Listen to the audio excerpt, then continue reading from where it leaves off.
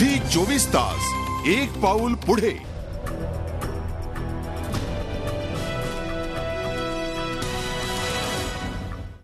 रिलेशनशिपवर बोलू काही.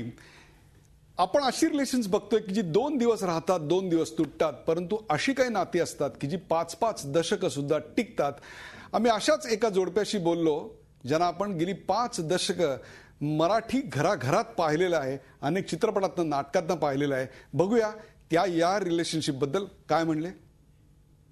तुमचा इगो जरा बाजूला करा. जर मुलगी चिडली असेल ना तर पोरांना आपलं तोंड बंद ठेवावं. मुलगा जर चिडला असेल ना तर त्या मुलीनं तात्पुरतं तोंड बंद करावं. दोघांचा राग शांत झाल्यानंतर शांतपणे दोघांनी एकमेकांना विचारावं. आणि त्याच्याही पेक्षा महत्त्वाची गोष्ट अशी की जेव्हा त्या लोकांना पटतं की नाही रे बाबा आता आपण एकत्र राहू शकत नाही, मुलीच्याकडं समजा मुलीला दुसऱ्या माणसाबद्दल प्रेम निर्माण झालं किंवा पोराला दुसऱ्या पुरीबद्दल प्रेम निर्माण झालं, तर एकमेकांना सांगून समजून की दोस्त आहोत आपण, तेव्हा तुमचं ते काळजातलं सिक्रेट त्याला सांगा. सिरियसली सांगा की बाबा हे असं असं होतंय. त्याला अप्रोक्ष त्याला न सांगता तुम्ही लफडी नका करू. सांगा त्यांना क्लिअर की हे असं असं होतंय, पुष्कळ झालं आपण एकत्र राहिलो, आनंदही मिळाला, आता आपण एकत्र राहू शकत नाही, तर आपण आता जरासं वेगळ्या तऱ्हेने राहूया. आणि हे होत असताना अजून एक महत्त्वाची जबाबदारी घ्या की पुरुषानं किंवा स्त्रीनं दोघांनी की ते एकत्र किंवा ते दुसरे कुठेतरी सेटल होण्याच्या आधी एकमेकांनी एकमेकांना थोडी मदत करा. हे आता काळ इतक्या झपाट्याने बदलतोय आणि मला असं वाटतं की आता मुलींच्या काय किंवा मुलांचे काय यांची मनस्थिती जी आहे ना ती स्थिर नाही आहे.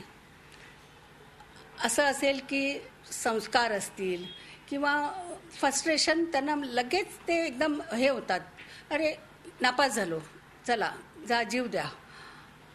तो जीव किती महत्त्वाचा असतो आणि एक तुम्ही जीव दिल्यामुळे किती माणसांना तुमच्या आई वडिलांना वगैरे त्रास होतो ह्याचा विचार वगैरे नसतोच.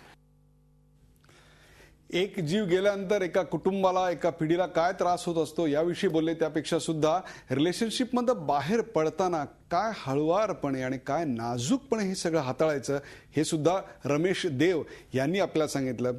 मनस्विनी, काय सांगशील, हे नात्यांचे उलगडलेले पदर जेव्हा एकमेकांपासून विलग होतात तेव्हा कसं सांभाळायचं? मला असं वाटतं की मुळात आपण आयुष्यातली कॉम्प्लेक्सिटी म्हणजे कॉम्प्लेक्सिटी ॲक्सेप्ट करायला शिकलं पाहिजे. उदाहरणार्थ 2 जणांचं नाही पटत आहे तर ते म्युच्युअली आपण बाजूला होऊ शकतो आणि ह्याच्यामध्ये कोणाचा इगो किंवा कोणीतरी कोणाला तरी सोडलं आणि म्हणजे कोणाचं तरी एक हार झाली आणि कोणीतरी एक जिंकलं अशी तिथे भूमिका नाही आहे. जे मला वाटतं की मीडिया थ्रू खूप जास्त आपल्याकडचे चित्रपट आणि मीडिया आत्ताचा ह्याच्यातनं इतकं ते जास्त दाखवलं जातं ना की एकाने एकाला सोडलं किंवा म्हणजे रिलेशनशिप तुटली ह्याला आपण नेहमी जिंकणं आणि हरणं आणि मी कसं त्याला मिळवेन किंवा मी कसं तिला मिळवेन म्हणजे ती जणू काही वस्तू आहे अशा ह्याने आपण नेहमी नात्यांकडे बघतो. तर ती वस्तू नाहीये, आपलं नातं महत्वाचं आहे. ही 2 माणसं आहेत हाडामासाची ज्यांना एक इतिहास आहे, भूगोल आहे, हे आपण लक्षात घेऊन बाजूला झालं तर आपल्याला त्रास नाही होणार. विभावरी, काय सांगशील? अगदी मनस्विनी अगदी बरोबर बोलली असं मला वाटतं. आपण जे सतत म्हणतो की आजकाल ब्रेकअप सतत होतात, काही काळ रिलेशनशिप असते आणि ब्रेकअप होतात, हे चांगलं आहे का चांगलं नाही आहे का, तर मला तेच असं वाटतं की एक मुलगा एक मुलगी 2 लोक आनंदासाठी एकमेकांना आवडतात म्हणून एकत्र येतात. ती एकत्र मिळून काही काळ चालू पाहतात, काही शोधू पाहतात, एकत्र जगू पाहतात, वाढू पाहतात, आनंद घेतात देतात. ती रिलेशनशिपची क्वालिटी काय आहे, ती क्वालिटी ते किती काळ टिकवू शकतात हे अत्यंत महत्वाचं आहे. केवळ टिकवायचं म्हणून काहीतरी जे आता संपलं आहे अर्थात म्हणजे तेच खेचत राहण्यात काही मुद्दा नसतो. रिलेशनशिप मधली क्वालिटी महत्वाची. मी आता जाणार आहे स्नेहलता देशमुख यांच्याकडे. स्नेहलताजी, हा सगळा कार्यक्रम एका मायेच्या ममतेनं तुमच्या सावलीनं सगळा वाढत होता. काय सांगाल आज अशी हजारो लाखो मुलं हा कार्यक्रम बघतायत की जी रिलेशनशिपमध्ये आहेत तरी किंवा तुटल्यानंतर डिप्रेशनमध्ये तरी आहेत? होय, रिलेशनशिपमध्ये असणारी मुलं फक्त कॉलेजमधले तरुण तरुणी असतात असंच नाही, तर अगदी शाळांच्या मधली मुलं मुली सुद्धा रिलेशनशिपमध्ये असतात.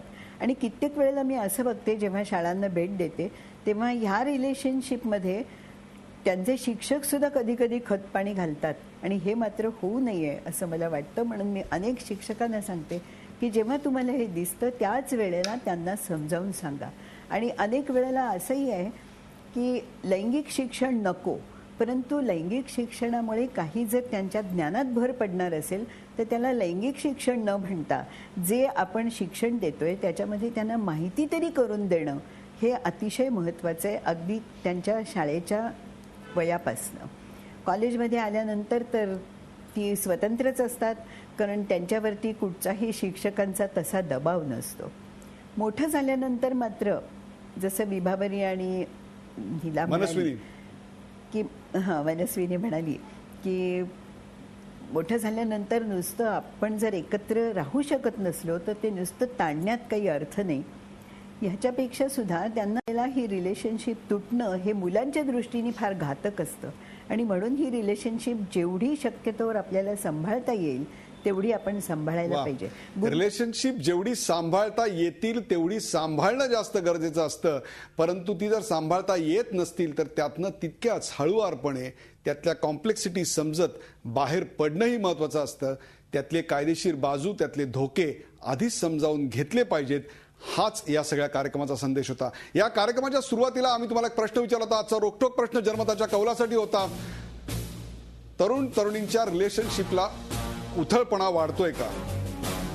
तरुण तरुणींच्या रिलेशनशिपला उथळपणा वाढतोय का? होय असं 85% लोकांना वाटतंय. होय यातला उथळपणा वाढतोय. तर नाही असं 15% लोकांना वाटतंय, प्रेक्षकांना वाटतंय. कदाचित अशा प्रकारचे आणखीन 2-4 कार्यक्रम केल्यानंतर या प्रश्नाकडे बघायचा उथळपणा कमी होईल असंही मला वाटतं. या कार्यक्रमाच्या शेवटी मी सौरभला अजिबात विचारणार नाही त्याचं मत. याचं कारण हा चौथा भाग जो होता तो त्याला आत्मसात करण्यासाठी होता, तसाच तो तुमच्या घरातल्या मुलाबाळांसाठी होता. त्याकरताच आजचा विषय निवडला होता. रिलेशनशिपवर बोलू काय? या कार्यक्रमात सहभागी झाल्याबद्दल विभावरी, मनस्विनी, स्नेहलताजी आणि सौरभ या चौघांचे आभार. ताज्या बातम्यांसाठी पाहत राहा झी 24 तास. एक पाऊल पुढे.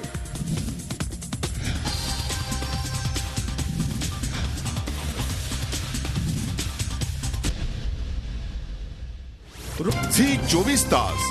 एक पाऊल पुढे.